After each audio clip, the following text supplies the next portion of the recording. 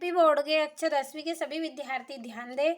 5 फरवरी के दिन आपका हिंदी का जो पेपर होने वाला है उसके लिए मोस्ट इम्पोर्टेंट क्वेश्चन हम पढ़ रहे हैं और सारे प्रश्नों के आंसर की एक पीडीएफ तैयार कर ली है जो इसी वीडियो में आपको लास्ट में मिल जाएगी। तो वीडियो को लास्ट तक ज़रूर देखें और भरोसा रखें, अच्छे से आप सारे प्रश्नों को कंप्लीट कर लें।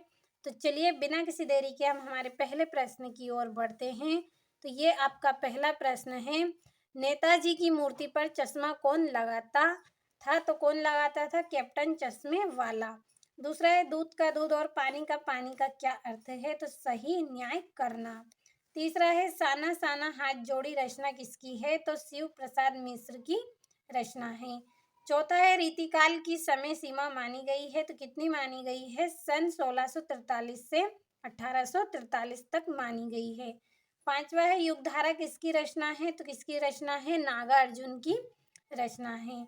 और छठा है, एक ही शब्द की एक से अधिक बार आवृत्ति हो वह कौन सा अलंकार होता है?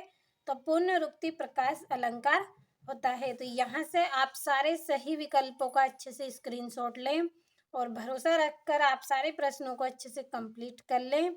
अब चलिए हम हमारे नेक्स्ट क्वेश्चन को देखते हैं। ये आपका दूसरा है, प्रश्न रिक्त स्थान कंप्लीट करने हैं आपको। तो पहला है, पंचवटी डेडेस समास का उदाहरण है तो दिग्गू। दूसरा है, कटाओ भारत का डेडेस माना जाता है तो स्विट्जरलैंड। तीसरा है, जयशंकर प्रसाद की डेडेस कविता हमारे पाठ्य पुस्तक में संकलित है तो कौन सी? आत्मकथा। चौथी है, कामयानी एक डेडेस है तो क्या है? महाकाव्य है कामयानी। और पांचवा है, एक से अधिक अर्थ देने वाला शब्द क्या कहलाता है? अनेकार्थी शब्द कहलाते हैं। छठा है आपका, मन्नू भंडारी के पिता रसोई को डेडेस कहते थे तो क्या कहते थे? वे भटियार खाना कहते थे रसोई घर को। तीसरा है जिसमें जोड़ी करनी है आपको, तो चलिए जल्दी से जोड़ी को हम पढ़ते हैं। पहली है नाटक, तो नाटक में क्या होते हैं? कई अंक होते हैं। दूसरा है यशपाल, यशपाल की जोड़ी रहेगी लखनवी अंदाज है इनका। और तीसरा है उल्लू बनाना, तो तीसरी जोड़ी रहेगी मूर्ख बनाना। चौथा है हिरोशिमा, तो इसका आएगा अणुबम विस्फोट हुआ था। और पांचवा है तुलसीदास, तो पांचवी जोड़ी है कवितावली है। और काव्य की आत्मा कौन होते हैं? रस होते हैं काव्य की आत्मा। और ये आपका चौथा प्रश्न, एक वाक्य में उत्तर करने हैं आपको। पहला है, यथाशक्ति में कौन सा समास है? तो अवयवी समास। दूसरा है, मेरे द्वारा पुस्तक पढ़ी जा रही है में कौन सा वाच्य है? तो कर्म वाच्य है इसमें। तीसरा है, मधु कंकारिया की कौन सी रचना आपके पाठ्यक्रम में है? तो साना साना हाथ जोड़ी।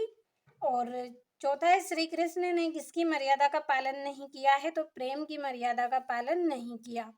और पांचवा है, खूब लड़ी मर्दानी वह तो झांसी वाली रानी थी में कौन सा रस है? तो वीर रस है इसमें। और चिंतामणि किसकी रचना है? तो आचार्य रामचंद्र शुक्ल की रचना है चिंतामणि। और ये पांचवा प्रश्न आपका जिसमें सत्य असत्य दिए गए हैं आपको, तो मैंने यहाँ पे देखिए कंप्लीट कर दिए हैं, आप अच्छे से पढ़ लें। और ये आपका छठा प्रश्न है, काशी में हो रहे कौन से परिवर्तन बिस्मिल्लाह खां को व्यवस्थित करते थे? तो यहाँ से आपके दो दो नंबर के प्रश्न स्टार्ट हुए हैं। सारे प्रश्नों का अच्छे से आपको स्क्रीनशॉट लेना है और भरोसा रखें, अच्छे से कंप्लीट कर लें। अब चलिए हम बढ़ते हैं हमारे सातवें प्रश्न की ओर। ये सातवां है आपका, भगत की पुत्रवधु उन्हें अकेला क्यों नहीं छोड़ना चाहती थी? और लेखक की दृष्टि में सभ्यता और संस्कृति की सही समझ अब तक क्यों नहीं बन पाई? और ये नौवां प्रश्न है, निम्नलिखित मुहावरों का अर्थ वाक्यों में प्रयोग करना है या फिर निम्नलिखित शब्दों का समास विग्रह कर समास का नाम आपको बताना है। रातों रात और दूसरा है वंशधर। और ये 10वां, कभी श्वेत तो कभी रंगीन पताओं का फहराना किन अलग अलग अवसरों और संकेत करता है? और दो प्रगतिवादी कवियों के नाम तथा उनकी एक एक रचना आपको बतानी है। और जयशंकर प्रसाद अथवा सूर्यदास की काव्यगत विशेषता निम्न बिंदुओं पर आपको करनी है, दो रचनाएं और भाव पक्ष। और 13वां प्रश्न है आपका, फागुन में ऐसा क्या होता है जो बाकी ऋतुओं से भिन्न होता है? और ये आपका 14वां है, गोपियों ने उद्धव से योग की शिक्षा कैसे लोगों को देने की बात कही है? तो सारे प्रश्नों तो आप यहाँ से अच्छे से स्क्रीनशॉट लेते चलें। वीडियो के लास्ट में आपको एक पीडीएफ मिलेगी जिसमें सारे प्रश्नों के आंसर आपको मिल जाएंगे, तो अच्छे से आपको स्क्रीनशॉट लेते चलना है।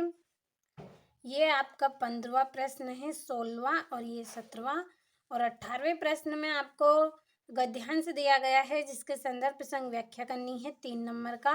तो अच्छे से आप स्क्रीनशॉट लेते चले। और ये आपका 19वां प्रश्न है, आंखों देखा खेल अनुच्छेद पर आपको आंखों देखो खेल पर एक अनुच्छेद लिखना है 3 नंबर का।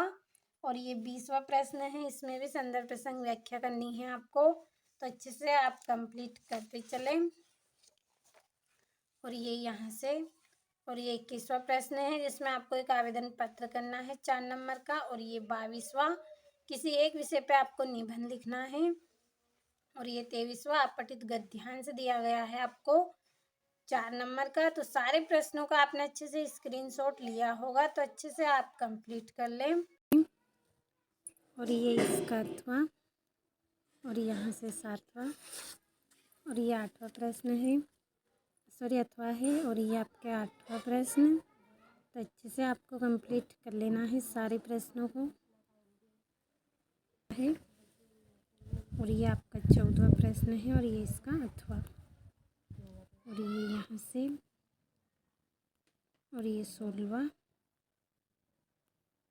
और ये आपका 17वां प्रश्न है और ये 18वां। संदर्भ प्रसंग व्याख्या करनी है आपको। और ये यहाँ से 8वें में भी संदर्भ प्रसंग व्याख्या है आपकी। और ये 19वां और ये यहाँ से आपका भाई बहन का संवाद है इंटरनेट के ऊपर से। और ये 20वां प्रश्न, इसमें भी आपको संदर्भ प्रसंग व्याख्या करनी है, तो अच्छे से आप कंप्लीट कर लें। और ये यहाँ से आपका 21वां, ये यहाँ से आवेदन पत्र आपको करना है। और ये इसका 8वां और ये आपका निबंध, तो अच्छे से आप कंप्लीट कर लें।